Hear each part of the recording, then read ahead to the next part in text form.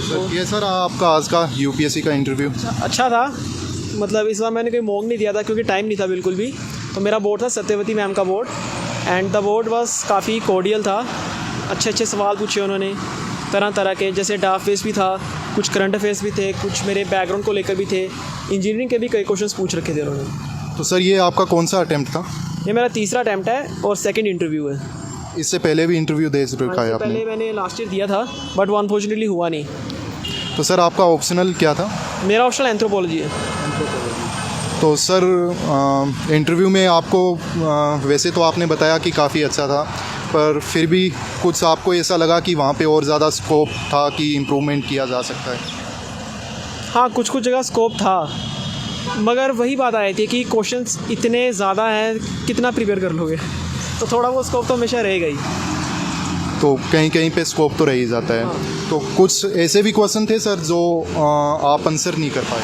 हाँ बिल्कुल थे, और मैं तो पूरा प्रिपेयर हो गया था कि अगर कोई ऐसा क्वेश्चन आएगा तो आई डोंट नो बोल के बस आगे निकलूँगा।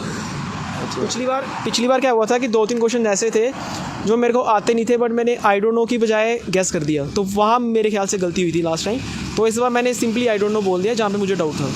तो अब की बार तो ओबियसली आपका पिछली बार से काफ़ी अच्छा एक्सपीरियंस रहा होगा। वैसे तो बेटर रहा था। तो सर अपने ऑप्शनल के बारे में और कब से आपने अपना यूपीएससी का ये जर्नी स्टार्ट किया वो सब भी बता दीजिए। मैंने 19 में स्टार्ट किया था, 2019 में। तो 19 में ही मैंने पहला अटैम्प्ट दे दिया था, जल्दबाजी कर दी, वो नहीं देना चाहिए था। उसके बाद अगले टाइम में मैं इंटरव्यू तक पहुंचा। मीनवाइल मैंने स्टेट सिविल सर्विसेज दिया और वो क्लियर हो गया मेरा। तो भी मैंने स्टेट सिविल सर्विसेज ज्वाइन कर लिया और साइड बाय साइड अटैम्प्ट दे रहा हूँ यहाँ पे भी। ओके, कौन से स्टेट से हो सर आप? पंजाब स्टेट। पंजाब से। ओके सर, तो सर आपने ऑप्शनल के लिए जीएस के लिए कहीं से कोचिंग किया है या सेल्फ स्टडी ही आपने किया है? नहीं, मेरा सब सेल्फ स्टडी था। मतलब ऑनलाइन मैंने देख लिया कि कौन कौन सी बुक पढ़नी है, वहीं से मैंने सेल्फ स्टडी किया। हाँ, लेकिन टेस्ट सीरीज़ मैंने दी थी अलग अलग इंस्टीट्यूट्स के लेकर, वो ज़रूरी है। तो सर ऑप्शनल के लिए और बाकी मेंस के लिए एक काफ़ी मतलब यूट्यूब पे और बाकी कोचिंग इंस्टीट्यूट भी इस बात को प्रमोट करते हैं कि जब से आप यूपीएससी का जर्नी स्टार्ट करो तो उसी टाइम से जो आंसर राइटिंग है वो होना चाहिए। तो आपने भी वैसे किया था या फिर नहीं किया था, क्या था आपका? नहीं, मैंने आंसर राइटिंग काफ़ी बाद में स्टार्ट की थी, जब मेरे को लगा था कि थोड़ा बहुत कंटेंट रेडी हो गया है। करने को पहले दिन भी कर सकते हैं मगर उसका कोई फ़ायदा नहीं होगा। हाँ, बट ये है कि आंसर राइटिंग है बहुत ज़रूरी है।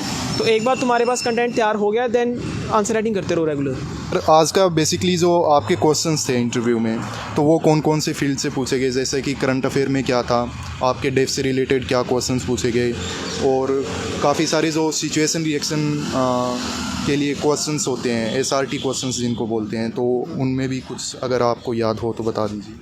उन्होंने पहले तो इंजीनियरिंग से 2-3 सवाल पूछे। उसके बाद क्योंकि मैं पंजाब से हूँ तो उन्होंने ड्रग्स इशू पूरा डिस्कस हुआ। फिर उसके बाद इन्होंने सिचुएशन रिएक्शन टेस्ट जो आप कह रहे हो उसमें कि उन्होंने प्लेन हाईजैकिंग की केस स्टडी दी थी और उसमें बताया था कि उसका सोल्यूशन क्या होगा। तो हर टाइप के क्वेश्चन थे, करंट अफेयर भी थे, डैफ बेस भी थे। ऑप्शन से कोई क्वेश्चन नहीं था और ना ही मेरी हॉबीज़ वगैरह से कोई क्वेश्चन था। तो सर ये क्वेश्चन नहीं आया आपसे कि जैसे एंथ्रोपोलॉजी आपका ऑप्शनल है और आपने जो अपना एजुकेशन है वो साइंस बैकग्राउंड से हो, तो ये स्विच क्यों किया या फिर इससे? ये क्वेश्चन नहीं आया, ये पिछली बार आया था, इस बार नहीं आया। ओके। तो सर कोई मैसेज जो नए एस्पिरेंट्स हैं जो यूपीएससी की इस जर्नी में आना चाहते हैं, आने की सोच रहे हैं, क्योंकि काफ़ी सारे लोग हैं जो आना चाहते हैं बट यूपीएससी के नाम से ही डर लगता है एक बच्चों को, काफ़ी सारे मिथ्स होते हैं, र्यूमर्स होते हैं। तो अगर कोई नया एस्पिरेंट आ रहा है, ज्वाइन कर रहा है, तो उसके लिए कोई टिप्स?